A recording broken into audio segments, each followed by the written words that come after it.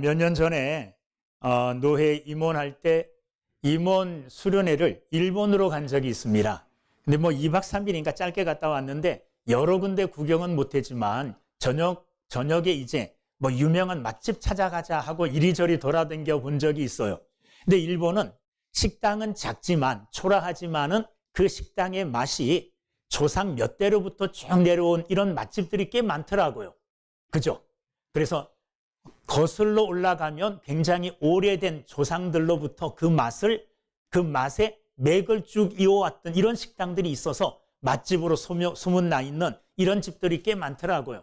우리나라도 이 몇 대째 뭐 무슨 식당 하는 이런 집들이 있잖아요. 그죠? 몇 대째 그 맛이 이어져 내려오는 거예요. 어떻게 이어져 내려올까요?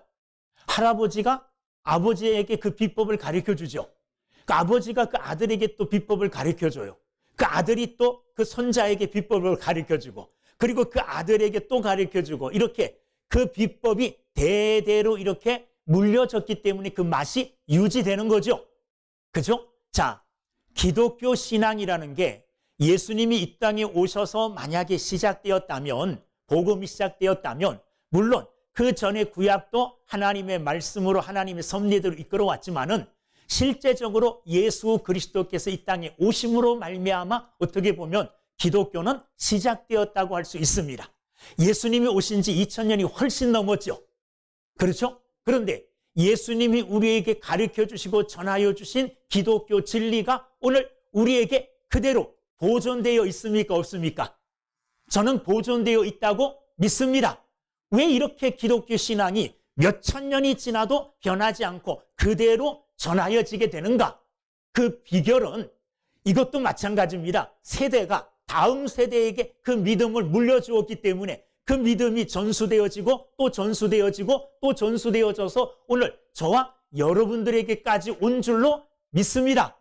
자, 오늘 시편 28편 이 말씀은 이스라엘 백성들을 향한 이스라엘 민족들의 자녀 교육의 지침서라고 할 수 있는 그런 내용의 말씀입니다. 자, 이 말씀은 이스라엘 공동체에게 주시는 교육적인 지침서예요. 자, 오늘 이 말씀은 이스라엘 백성들에게 뿐만 아니라 하나님의 교회들에게 주시는 교육의 교과서라고 해도 틀림이 없는 그런 말씀입니다. 시편 78편 오늘 본문인데 위에 표제에 보면 아삽의 마스길 이렇게 되어 있습니다. 마스길이라는 이 말은 교훈한다, 그리고 가르친다, 이런 의미가 있습니다. 그러니까 이 시편은 하나님을 찬양하는 시임과 동시에 찬양 시임과 동시에 교육적인 내용을 담고 있는 시입니다. 누가 썼습니까? 거기 보면 아삽이라고 하는 사람이 썼습니다. 이 아삽은 다윗 시대에 성전 음악을 책임지고 있었던 사람이에요. 이 사람은 음악에 대한 단순한 음악가가 아니라 음악을 통하여 시를 통하여 하나님의 말씀을 가르친 영적 지도자라고 해도 틀린 말이 아닙니다. 시편 28편 오늘 읽은 본문 다음부터 쭉 뭐가 나오느냐 하면 이스라엘의 역사가 요약되어 있습니다. 어떤 이스라엘의 역사냐? 출애굽의 역사, 출애굽하여 광야 40년의 역사, 그리고 그 가운데 하나님이 일으킨 기적의 역사들. 그런데 이렇게 하나님이 출애굽시켜 주시고 광야 40년을 불기둥으로 인도하여 주셔서 안전하게 해주셨지만은 계속해서 이스라엘 백성들은 뭐 했느냐 하면 하나님을 거역하고 하나님을 불순종했다는 겁니다. 반복하여 하나님을 불순종했다는 거예요. 이것을 잘 알고 있었던 시인은 반복되어지는 이스라엘의 이 잘못된 역사, 하나님의 은혜를 체험하고 하나님의 능력 가운데 살아가지만은 반복하여 계속 불순종함으로 하나님께 짓는 이 죄를 끊어버리고 올바른 삶을 살아야 되겠다는 그 굳은 각오로 자녀들에게 이런 교육을 시키는 겁니다. 그래서 이 시편 78편의 가장 중요한 목적은 이겁니다. 다음 세대에게 하나님을 알게 하라. 다음 세대에게. 오늘 무슨 주일입니까? 어린이 주일이죠. 사실 어린 아이들은요, 굉장히 중요한 사람들이에요. 어떻게 중요한 사람이냐? 우리의 믿음을 다음 세대에 전해줘야 될 책임을 갖고 있는, 어떻게 보면 우리가 가지고 있는 이 믿음을, 이 신앙을 이 아이들에게 전해지고, 이 아이들은 또 그 믿음을 물려받아서 다음 세대에 이 믿음을 물려줘야 될, 어떻게 보면 믿음의 징검다리 역할을 해야 될 아주 귀중한 존재가 누구냐 하면 다음 세대들입니다. 어린 아이들이고 중고등부 학생들이고 청년들이에요. 여러분, 지금 여기에 청년들도 있고 또 장년들도 있고 어른들도 있지만은, 어른들 예전에 생각하면 우리의 믿음이 굉장하지 않았습니까? 금요일날 철야 예배했어요. 근데 요즘 같은 철야 예배가 아니에요. 저녁부터 새벽 4시까지 하고 새벽 예배하고 집에 돌아갔어요. 그런 때가 있었죠. 아주 불붙는 신앙, 열심히 믿음 생활한 그런 믿음들이 있었는데, 이런 믿음들이 우리는 경험했어요. 우리 앞선 세대를 통해서 그 믿음을 본받았고 그 믿음에 참여했었습니다. 그런데 그런 뜨거운 열정적인 믿음에 참여했던 우리가 우리 다음 세대에 그런 믿음을 지금 경험시켜 주지도 못하고, 그런 믿음을 지금 우리가 물려주지도 못하고 있는 게 지금 현실입니다. 그런데 이것이 지금은 그래도 그나마 청년들이나 학생들에게 믿음의 그림, 믿음의 어떤 모습들, 이런 것들이 전하여지고, 그런 그림자적인 이런 의도, 이런 믿음은 전하여지고 있는 것 같지만, 한 세대가 더 지나고 또 한 세대가 더 지난다면 과연 우리가 믿고 있었던 이 믿음이 그대로 다음 세대까지 전하여지겠는가? 사실 걱정스러운 마음이 있지요. 이 시인도 그런 걱정스러운 마음이 있었던 거예요. 그래서 이 말씀을 통해서 뭐 하기를 원하느냐 하면, 믿음이 계속적으로 자녀에게, 그 다음 세대에게 전하여져서 기독교라는 신앙이 끊어지지 않기를 바라는 이런 마음으로 다음 세대를 향한 교육의 중요성을 우리에게 말씀해 주고 있습니다.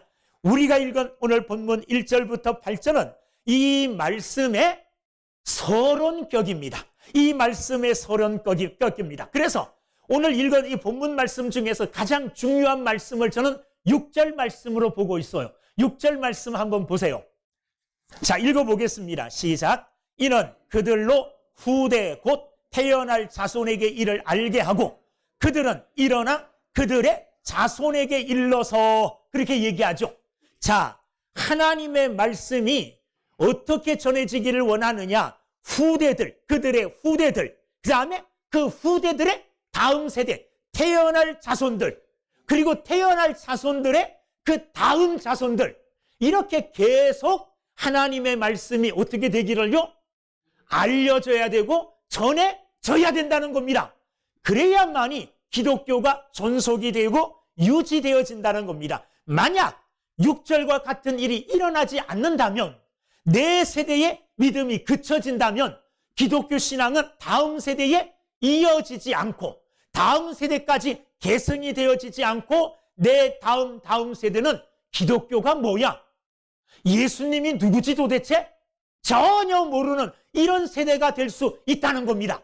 그러므로 자녀들에게, 다음 세대들에게 하나님의 말씀을 알게 해주고 기독교 신앙을 전하여 주는 것, 전달해 주는 이것은 우리 시대에 주어진 귀한 사명 중에 하나입니다.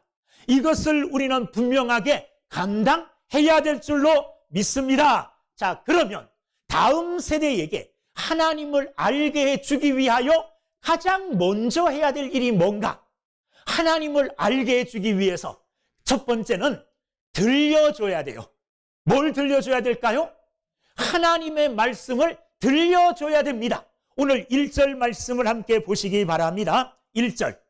내 백성이여 내 율법을 들으며 내 입의 말에 귀를 기울일지어다. 자, 거기 보면 내 율법을 뭐하라 그랬습니까? 들으며. 들으라는 이 말씀이 제일 중요합니다. 듣는 것은 신앙의 시작입니다.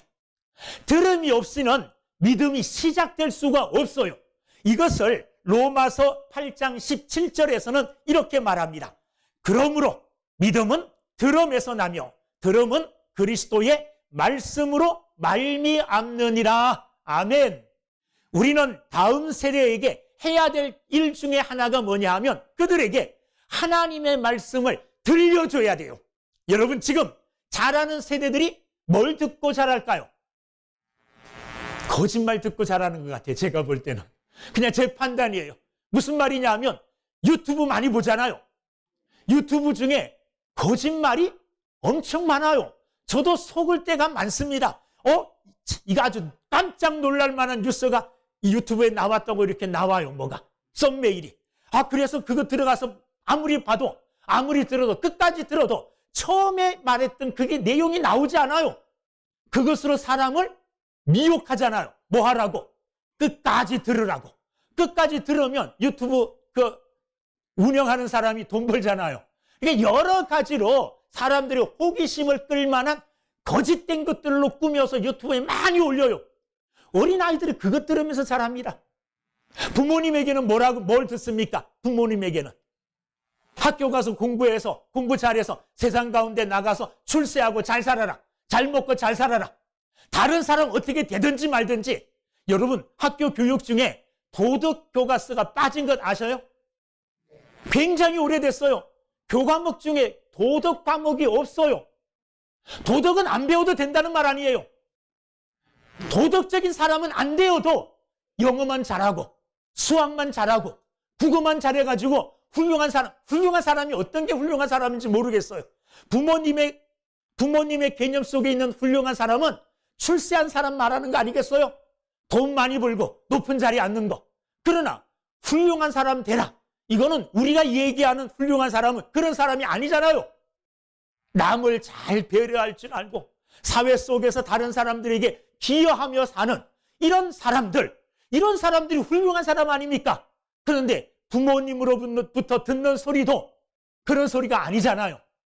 자, 세상 속에 많은 사람들, 또 많은 아이들은 들어서는 안 될 여러 가지 악성, 나쁜 이런 소리에 열려 있어요.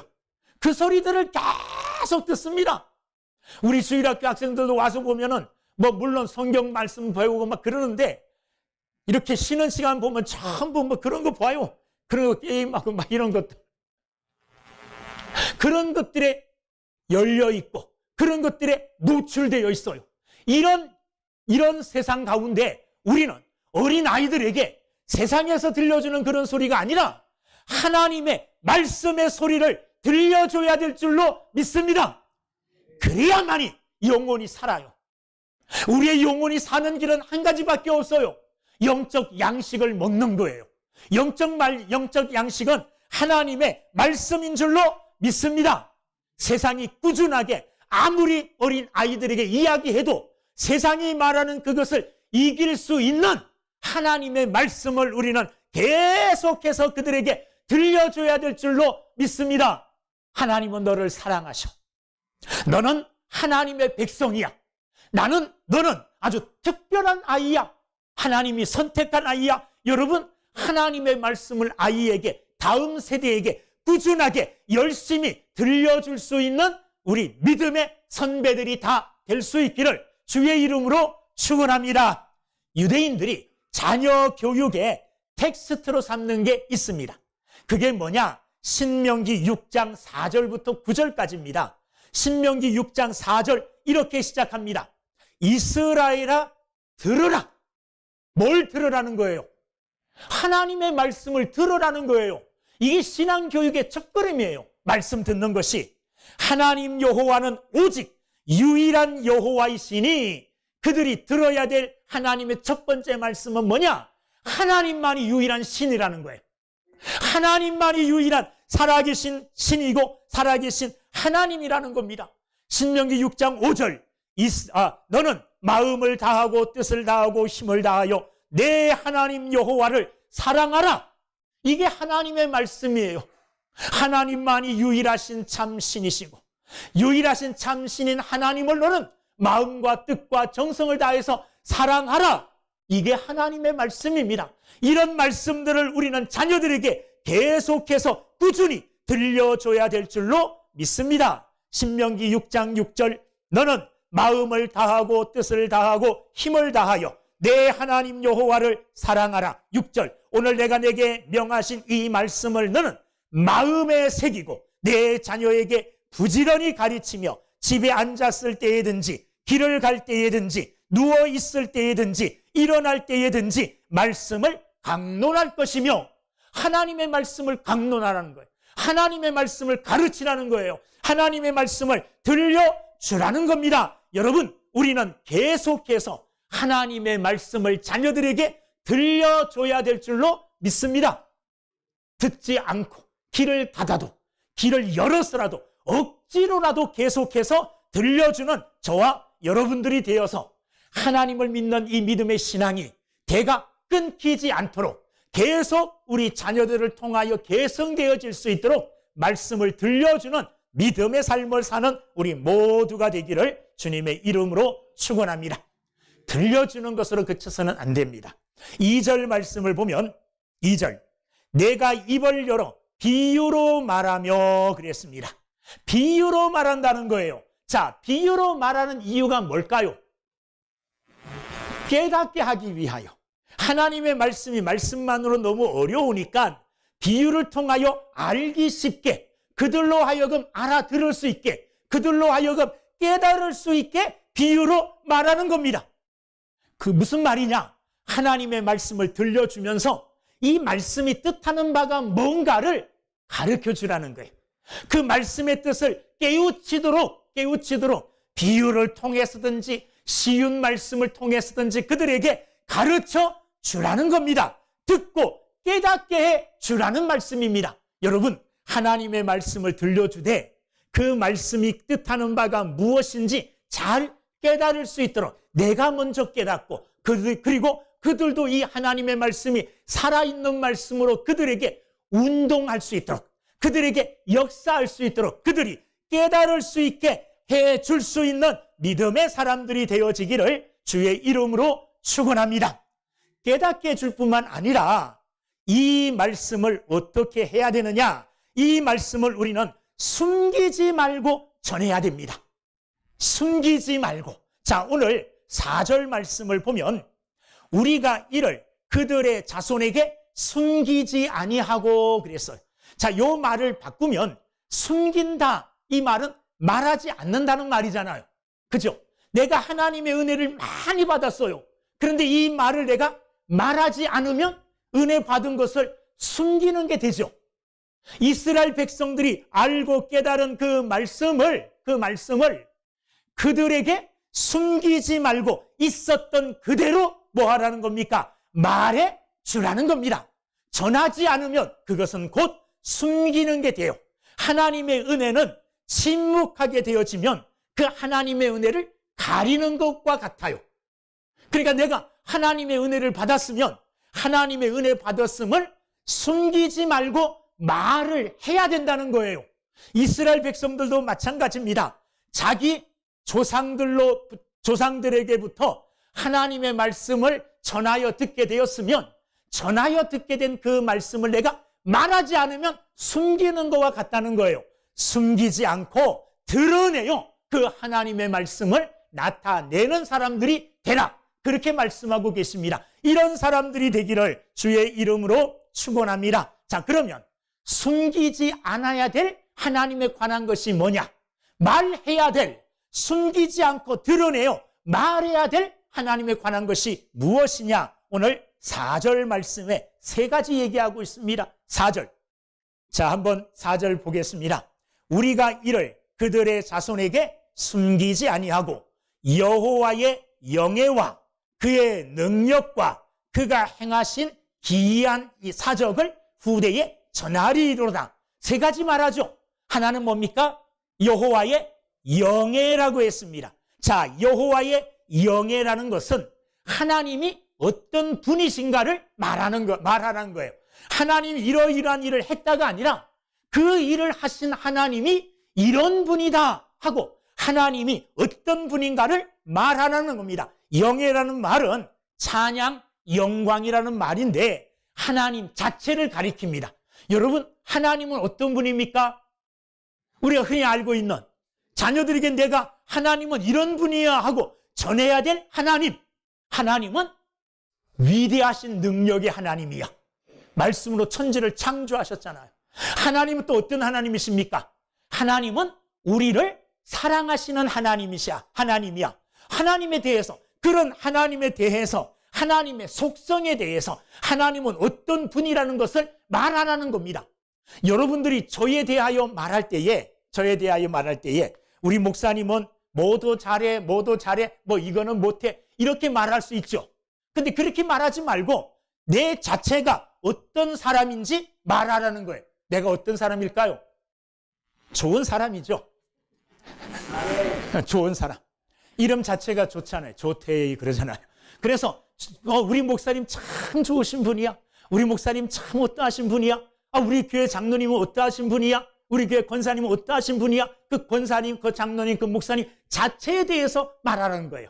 하나님 자체가 어떤 분인가? 하나님은 신실하신 분이십니다. 하나님은 어제와 오늘이나 내일이나 변하지 아니하는 신실하신 하나님이십니다. 이걸 말하라는 거예요. 하나님의 영예에 대하여 말하여 전하는 여러분들이 되기를 주의 이름으로 축원합니다. 이게 신앙의 기초입니다. 하나님이 어떤 분인가를 아는 것. 어떤 분인가를 알 때에 창세기 1장 1절에 또 딱 나와 있잖아요. 태초에 하나님이 천지를 창조하시니라. 전능하사 천지를 만드신 하나님 아버지를 내가 믿사오니. 내 신앙 고백도 마찬가지잖아요. 전능하사 천지를 만드신 하나님이시다.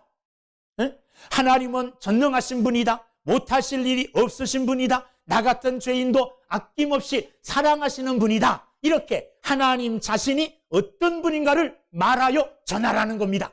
그 다음에 말해야 될 게 뭡니까? 4절. 그의 능력을 말하라는 겁니다. 무슨 말이냐? 그 하나님이 어떤 일을 하실 수 있는가를 말하라는 거예요. 하나님은 무엇을 하실 수 있는 능력이 있으신가? 이것을 말하여 전해주라는 겁니다. 역사 속에서 하나님이 하신 능력들이 나오잖아요. 하나님은 이런 능력을 행하셨다. 말씀으로 천지를 창조하신 분이다. 하나님은 이스라엘 백성들이 애굽에서 나올 때에 홍해가 앞을 가로막고 있을 때에 그 홍해를 하나님이 갈라주신 분이다. 하나님이 행하신 일이잖아요. 하나님이 행하실 수 있는 그 능력에 대하여 말하라는 겁니다. 세 번째 뭘 말하라고 그럽니까? 그가 행하신 기이한 사적을 후대에 전하리라. 이 세 번째가 저는 정말로 중요하다고 생각해요. 자, 그가 행하신 기이한 사적, 이것은 이야기예요. 이것은 감정이에요. 이것은 경험이에요.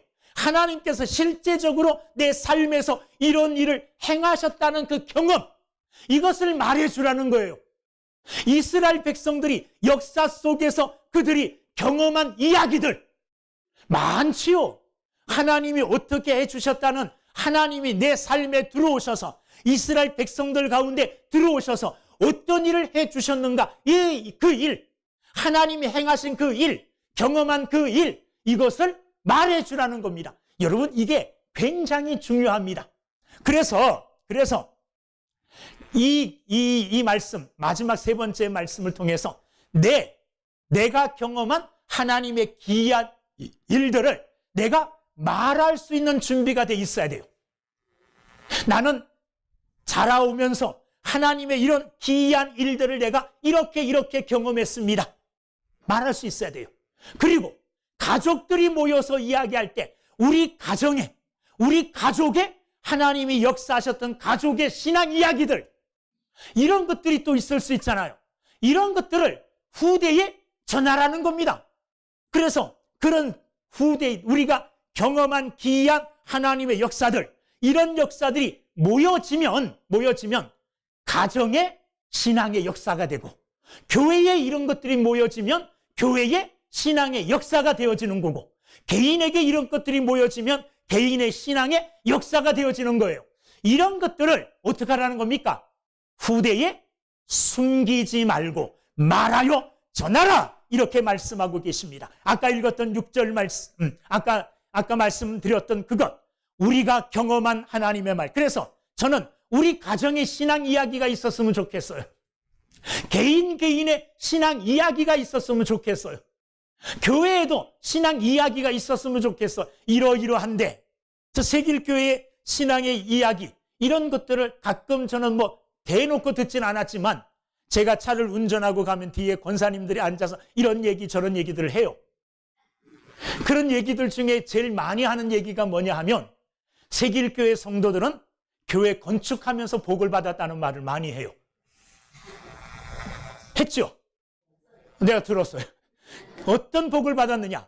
교회 건축을 하면서 자기 집들도 다 마련했다는 거예요. 이 이야기를 저는 수없이 많이 들었어요. 이런 이야기들이 쌓이고 모이면 교회에 뭐가 됩니까? 신앙의 이야기가 되는 거예요. 내가 하나님을 위해서 이렇게 내 자신을 드리고 헌신하고 봉사하고 희생했더니 하나님은 내 가정을 이렇게 또 도우시고 내 가정에 이런 복을 주셨다. 이런 것들이 우리 가정, 우리 교회, 내 개인의 신앙의 역사, 이야기가 되죠. 이게 뭐가 됩니까? 간증이 되는 거예요. 여러분, 이런 얘기하기가 좀 쑥스럽게 하지만 해야 될까 말아야 될까 고민스러운데, 제 친구들은 제가 결혼한 것을 굉장히 정말 신기하게 생각해요. 왜? 저 결혼 못할 줄 알았나 봐요. 아니, 내가 왜 결혼을 못해? 제가 청년 때 제 뒤에 줄 선 청년들만 해도 여러 끝이 안 보일 정도였는데 조금 보태가지고. 근데 결혼했잖아요. 결혼한 이유가 굉장히 궁금한 모양이더라고요. 어떻게 결혼했을까요? 잘 모르죠? 얼굴로는 안 돼요. 제가 2번이나 빠꾸 당했어요, 얼굴. 그럼 뭐로 됐을까요? 내 신앙의 이야기가 됐어요. 카페나, 옛날에 다방인가? 이런 데 만나서 이야기하잖아요. 3시간, 4시간, 5시간, 6시간까지 내 믿음의 얘기를 계속 할 수 있었어요. 할렐루야.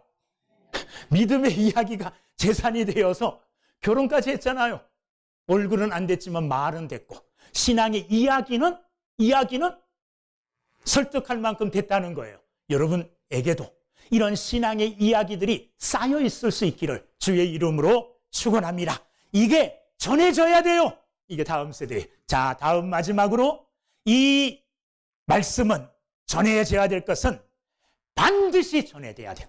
그냥 전하여 줘도 되고 안 전해줘도 되는 이게 아니라 반드시 전해져야 된다는 말이에요. 오늘 말씀 5절 말씀을 봅니다. 5절, 여호와께서 증거를 야곱에게 세우시며 법도를 이스라엘에게 정하시고 우리 조상들에게 명령하사 그들의 자손에게 알리라 하셨으니, 그들의 자손에게 알리는데 그들을 자손들에게 알리는 이것이 하나님의 뭐라는 겁니까? 명령이라는 것. 명령. 이 명령은 해도 되고 안 해도 되는 것이 아니라 반드시 해야 된다는 거예요. 우리가 다음 세대에 하나님을 알게 하는 것, 하나님을 전하는 이것은 해도 되고 안 해도 되는 것이 아니라 하나님의 명령, 반드시 해야 될 일이라는 것을 우리는 알아야 될 줄로 믿습니다. 하나님은 교회를, 다음 세대를 가르치는 하나님의 학교로 세우셨어요. 그래서 교회는 다음 세대에게 믿음을 가르쳐 줘야 돼요. 하나님의 영예를, 하나님의 능력을, 하나님의 기이한 행적을 다음 세대에 가르쳐 줘야 돼요. 이거는 해도 되고 안 해도 되는 것이 아니라 내가 반드시 해야 될 일입니다. 가정에서는 자녀들에게 해야 될 일이에요. 자녀들에게. 다른 많은 것들도 이야기해야 되지만은 하나님의 영예와 하나님의 말씀, 하나님의 행정, 하나님의 기이한 일, 이 모든 것들은 자녀에게 우리가 반드시 해야 될 하나님의 명령인 줄로 믿습니다. 아까 처음에 읽었지만 6절 보세요. 이는 그들로 왜 자손들에게 알려줘야 되느냐? 반드시 해야 되느냐? 이는 그들로 후대 곧 태어날 자손에게 이를 알게 하고 그들은 일어나 그들의 자손에게 일러서. 자, 한 세대가 있어요. 이 한 세대에게 하나님의 말씀이 전해져요. 이 한 세대는 다음 세대에 또 전해져요. 다음 세대에 전해진 이 말씀은 그 다음 세대에 또 전하여지는 겁니다. 만약에 이것이 중간에 끊어진다면 하나님의 교회가 끊어진다는 의미예요. 안 그렇겠습니까? 전하여지는 진리가 중간에 끊어져 버렸어요. 그러면 그 진리가 끊어지면 그 후에 전하여지던 진리의 결과도 다 사라지고 없어져 버리는 거예요. 그러므로 하나님의 진리를 지키고 하나님의 나라를 지키기 위하여 우리가 반드시 해야 될 일은 뭐냐? 다음 세대에 하나님을 알게 하는 것, 하나님을 전하여 주는 것, 이것을 우리는 반드시 해야 됩니다. 해야 될 이유가 있어요. 두 가지 이유가 있습니다. 왜 해야 될까요? 7절 말씀에 보면 그들로 그들의 소망을 누구에게? 하나님께 두며, 하나님께 소망을 두게 하기 위하여 하나님을 다음 세대에 알게 해야 된다는 말입니다. 여러분, 세상에 있는 모든 사람들은 다 악합니다. 악하기에 어떤가를 의지하고 어떤가에게 소망을 주는데 그냥 가만히 내버려 두면 하나님께 소망을 안 둬요. 어린아이들, 여러분, 애써서 가르치려고 하지 않아도 나쁜 것은 그냥 배웁니다.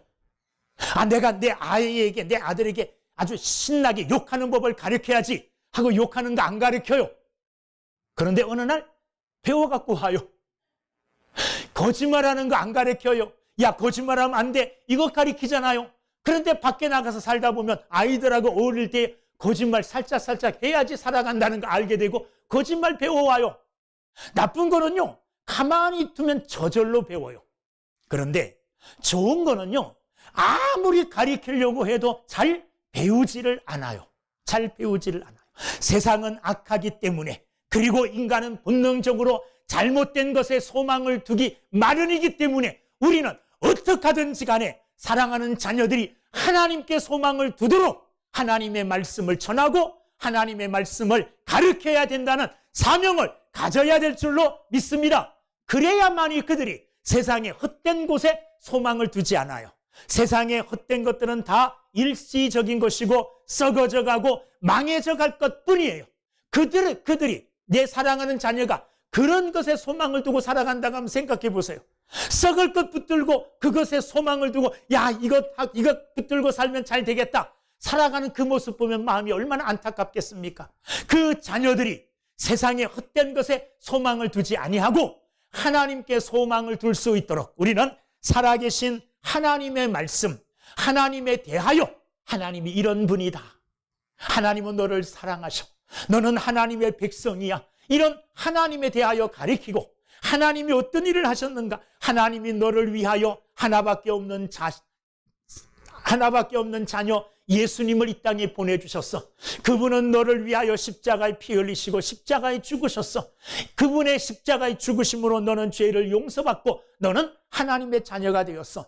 하나님이 하신 이 위대한 일들을, 이 위대한 능력을 사랑하는 자녀들에게 전하여 세상의 소망이 아닌 하나님께 소망을 두고 예수 그리스도에게 소망을 두고 살아가는 믿음의 자녀로 세우는 저와 여러분들이 다 되시기를 주님의 이름으로 축원합니다. 첫 번째 이유는 하나님께 소망을 두게 하기 위하여. 두 번째 이유는 7절 하나님께 소망을 두며 하나님께서 행하신 일을 잊지 아니하고 하나님께서 행하신 일을 잊어버리지 않도록 하기 위하여 하나님의 말씀을 전해야 돼요. 하나님이 행하신 일이 뭡니까? 그 뒤에 읽어보면 나와요. 그의 뒤에 7절 뒤에 오직 그의 계명을 지켜서 그들의 조상들 곧 완고하고 배역하여 그들의 마음이 정직하지 못하며 그 심령이 하나님께 충성하지 아니하는 세대와 같이 되지 아니하게 하려 하심이로다. 하나님이 어떤 일을 행하셨느냐? 하나님의 말씀을 버리고 완고하고 배역하고 마음이 정직하지 못한 그들의 조상들이 다 어떻게 됐습니까? 하나님의 심판을 받았잖아요. 하나님이 행하신 이 일을 잊지 마라. 하나님의 말씀을 통하여 하나님을 거역하고 하나님 앞에 완악하고 배역한 마음을 품으면 심판받을 수밖에 없다는 것을 가르쳐서 그 심판을 당하지 않게 하기 위하여 우리는 뭐 해야 됩니까? 하나님을 다음 세대가 알도록, 다음 세대에 하나님의 말씀을 전하는 신실한 믿음의 삶을 사는 우리 모두가 돼야 될 줄로 믿습니다. 우리는 오늘 말씀을 통해서 어린 아이들, 다음 세대를 바라볼 때 이 다음 세대는 그냥 여리고 유약한 존재들만 아니라 너무너무나 중요한 세대예요. 왜? 그 세대에게 하나님의 말씀을 잘 전해서 그 세대가 또 다음 세대에 하나님의 말씀을 전하는 사람이 되게 하기 위하여 이 세대는 너무나 중요한 세대예요. 그래서 이 세대가 하나님의 말씀을 바로 받게 하기 위하여, 알게 하기 위하여 우리는 그들에게 하나님의 말씀을 들려줘야 돼요.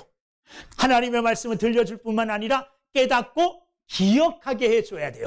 그리고 그 기억하게 해준 그 말씀을 그들에게 반드시 전하여서 그들 또한 하나님을 아는 백성들로 하나님께 소망을 두고 이스라엘 백성들이 하나님 앞에 패역함으로 당하였던 그 심판을 당하지 않고 하나님 앞에 멋지게 살아가는 다음 세대가 되게 하기 위하여 우리는 하나님의 말씀을, 하나님의 계명을 다음 세대에 분명하게 전하는 이 사명을 감당하며 사는 우리 모두가 될 수 있기를 주님의 이름으로 축원합니다. 기도하겠습니다.